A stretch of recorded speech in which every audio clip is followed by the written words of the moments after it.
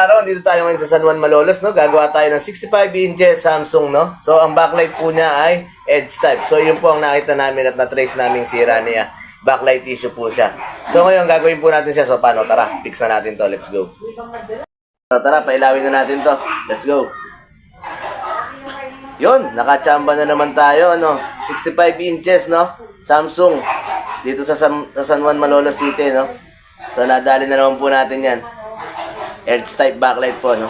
So tara, sarado na natin to. Let's go. Magandang gabi, no? So natapos na po natin yung 65 inches na Samsung model, no? So backlight po ang naging sira niya. So pinalitan po natin ng backlight niya. Edge type po ang backlight niya, no? So masyadong special po to. So, natapos po natin yan. Nakachamba na naman po tayo ngayong araw na to. So, maraming salamat po sa lahat po na magpapagawa dyan ng mga TV nyo. Kahit na repair aircon nyo, gagawin po natin yan. Dahil sa RM Bulacan Flat Screen TV Repair Home Service, walang imposible. So, kahit saan ka pa rito sa Bulacan, aking kang pupuntahan. Tara, message ka na. Let's go.